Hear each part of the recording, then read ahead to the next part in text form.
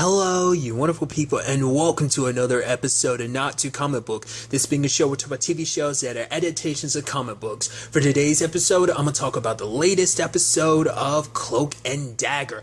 A lot of interesting things went down in this episode. I really appreciate how they did this episode. Obviously, kind of rewinding, kind of taking us back a little bit to like right when...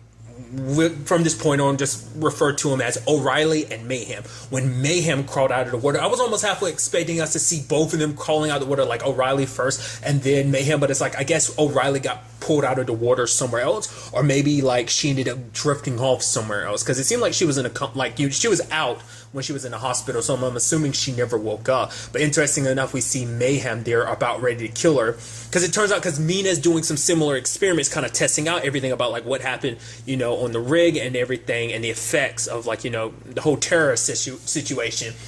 And it turns out like a lot of her rats ended up splitting off into two, but it seems like obviously like I brought up last time, like a more aggressive one and a more docile version. But it seems like the aggressive one always has a tendency to devour and kill I don't know if outright devour, but we did see like one of the rat. I don't know whether that was the rat just eating something it found in the maze, because I thought it was like, oh, is that supposed to be that rat eating the other one? But maybe it's just straight up killing them. Regardless, it ends in death. So that was kind of an interesting thing, and we even saw that where we saw Mayhem trying to kill O'Reilly, because there's some part of the aggressive side it's like, you don't need to be alive anymore, because even in Mayhem's case, because Mayhem looks at O'Reilly as like, oh, you're the weaker side of me, so you need to die, so when it's all said and done, though, it is interesting kind of seeing like everything kind of progress. Like, it seems that because she's the side of O'Reilly that I guess kind of has that like obsessive tendency, like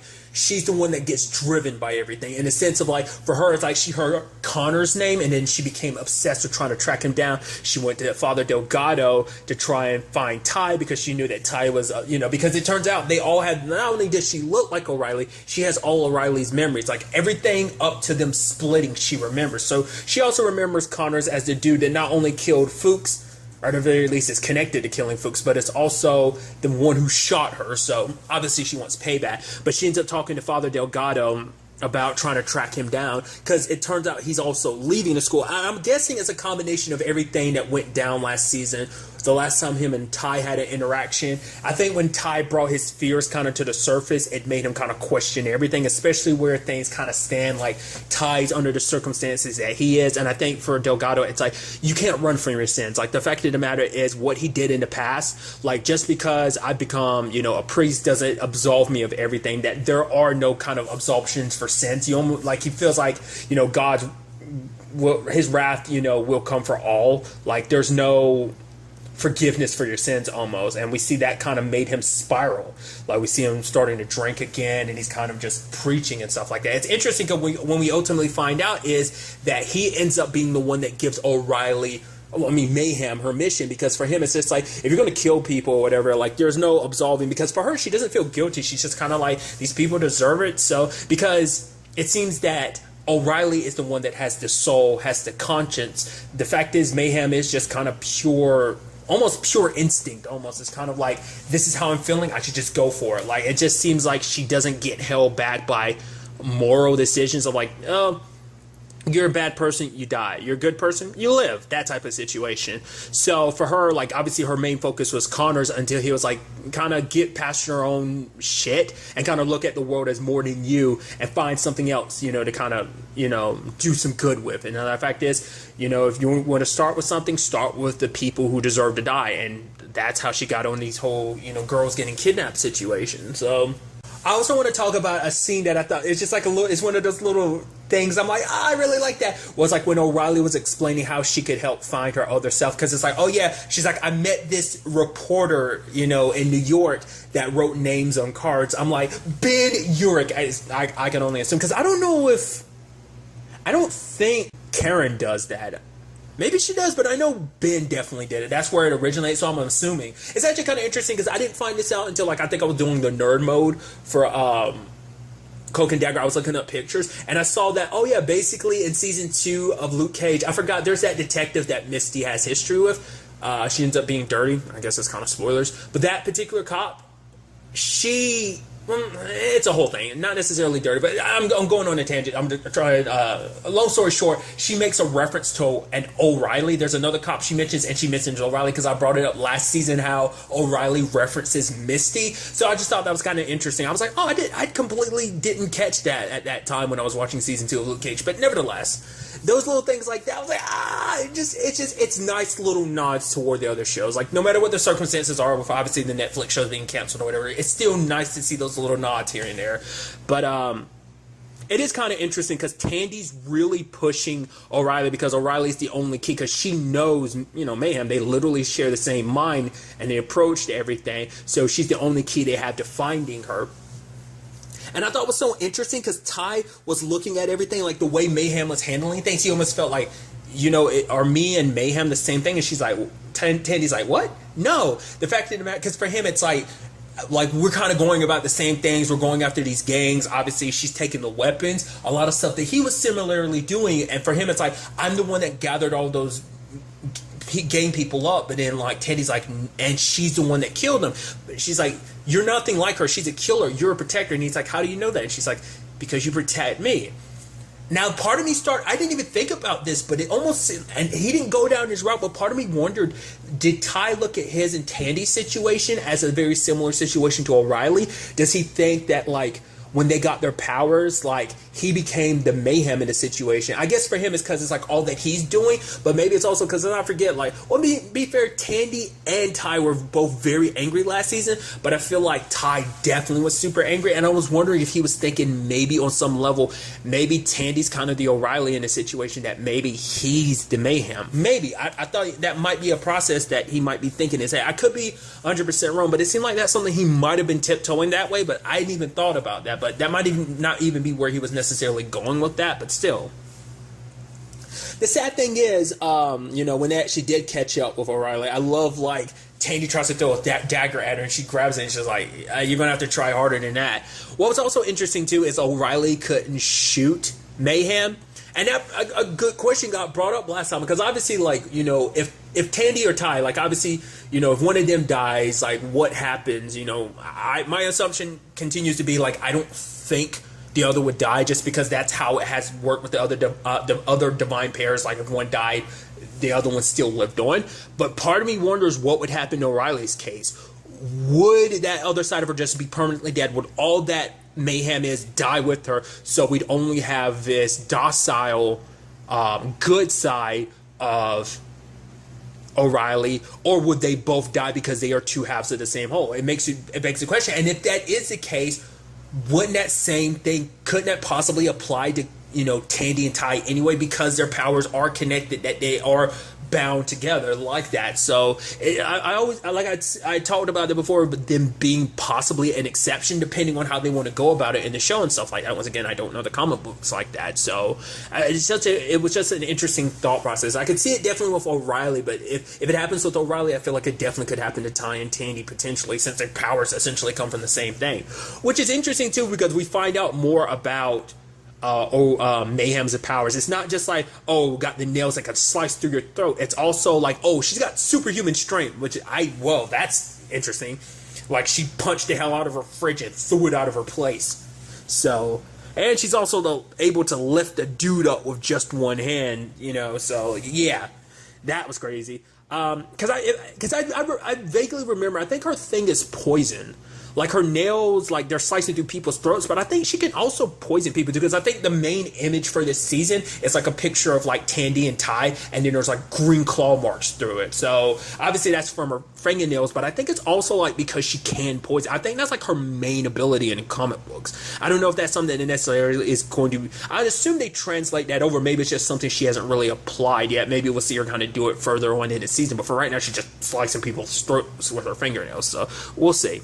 Kind of another interesting thing that ended up popping up this episode was Ty's mom. It seems that she's on basically there was a cop who was, there was going to be an investigation into him, using excessive force. And basically everyone else on the panel had said, like, okay, yes, for an investigation. But when it came to Ty's mom, she said no, because she got a nod from somebody. So I'm assuming that's somebody who's like, if you don't kind of favor in our side of things, we're going to make things with your son a lot harder because he's already being hunted down by every cop, in the state. I mean, in New Orleans. So I'm assuming when the time comes, it's probably a situation of maybe, we might know where your son already is and we'll kind of turn a blind eye, or at the very least, it might be a thing of like, we'll make everyone going after your son, maybe make that completely go away if you side with us, because you see her kind of staring off. And it was like, because Ty kept an eye on his mom. We saw that in like the premiere and everything. So part of me thinks like, okay, like she's being forced. And I feel like the only angle she would kind of bend towards is if it was something related to Ty. So that might be something we kind of circle back to. But because it seemed like that was something that we were just catching up in the middle of. It wasn't like that was the beginning of it, So I mean, who knows what else are probably putting her in a position like, oh, you have to do this, or things are gonna be bad for Ty. Like, we'll have to see what else they might kind of force her to end up doing, because she's going to do whatever it takes to protect her son, So we'll ultimately have to wait and see if that ends up being the case. I strongly believe that, but we'll see. And then obviously you had, you picked this up for the trailers, but I think it's a very interesting side of things, is obviously the thing about Tandy kind of siding with Mayhem in a sense of like, she's getting results done because they show up there late and she's already freed all the girls. And it's like, dude, like, because for Tandy, like, cause obviously she's very agitated because she wants to save all these girls. Because this is beforehand, because she thinks, like, oh, Mayhem's just going to kill who's ever in her way. So she was worried about the girls, but now she sees, like, no, Mayhem has her limits. She'll kill some people, sure, but she's saving all the girls. And for her, it's like, we're not the ones who did it. She did it. So her way of doing things is getting results. Like, even it's not like she's killing innocent people. She's killing bad people only. And so for her, it's like, maybe that's the way to do things, because it's like, this is, like, even if we save these girls, sure, it doesn't stop the larger operation that's going on. It's not stopping the other gangs. And for Tandy, it's like, once again, it's like, oh, right, Mayhem is on some Punisher level stuff, and you see Tandy kind of being like, maybe we should go down that route too, because it's the only way to get results. But for Ty, it's like, the fact of the matter is that's not the case. Like, we go down this route, the fact of the matter is all we're going to do is get more people hurt. Because when the time came, it's like, it's like, okay, we know where the girls are. Why don't we just wait for who to show up? But for Ty, it's like, that Mayhem, it's only, goes in guns blazing, isn't asking any questions. And it's like, that's the same reason why my brother died. And it's so interesting because even O'Reilly killed Connor's old partner, because it's like, the fact of the matter is an innocent boy died and you backed up Connor's play. And so it was like, you don't get to stand here and play victim. Once again, it's so interesting, to see, because like, because for her, she's kind of like in an avenging angel mode. So like I said, that was more of a personal thing, but she also, because she even said an interesting thing with Delgado being like, the fact of the matter is, like, she's like, I looked at Ty as kind of a friend. I don't know if he looked at me necessarily that way. So that's why she was also doing this. It was also for her sake, but she was also doing it for Ty's sake, because she knew how much turmoil Connors had caused. And I'm sure another reason for that too is like,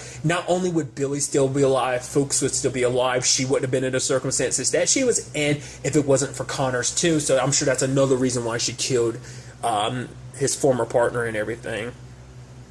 It was interesting too, because there's a whole conversation of like, oh yeah, you might be a former priest, but she's like, I don't think you'll ever stop being a priest. And it's like, just like you will never stop being a detective, which is interesting because like, obviously, like, the O'Reilly ended up picking up her badge from one of the scenes. So I think that's her going back and being like, no, I'm going to take over this cop role. Whereas like Mayhem, I think she gave it a little bit of a try, but for her, it's probably like, no, I'm going to handle things on my own. There's no more like just waiting around for this situation. I think now I'm sitting here thinking about it, that's probably another reason why Ty kind of felt like he was kind of like Mayhem, because her like got everything kind of like spread out like that, was much like him. He was, had stuff on his map and stuff like that of the city. Like, they were very similar in just their way of approaching things. So you can definitely see why Ty might jump to the conclusion of like, maybe me and Mayhem may not be that different, so. But what was really interesting too was the fact is that for, Ty's point of like, she, shoots first, asks questions later, is the fact is that Ty, like, obviously there's this kid that's there and he sees Ty use his powers, like, oh, how do you do that? You can, like, what I'm assuming is he's that type of kid who ends up, like, it's like this is his environment. Either, he ends up rolling with the wrong people, or it's a situation of like, this is your neighborhood. It might be one of those things of like, you can't help but be part of a gang just because that's just the way the neighborhood is. Because he doesn't seem like he's with everyone else. He just seems like some regular kid. And I was scared. I was like, it's probably going to be a situation of he ends up dying, and it's going to further Ty's point of like, how Mayhem handles things, because he's, like I said, he's not, he's rolling with the whole crew. So he, like, just because they're doing certain things doesn't mean that he should be held as accountable for everything that they've done.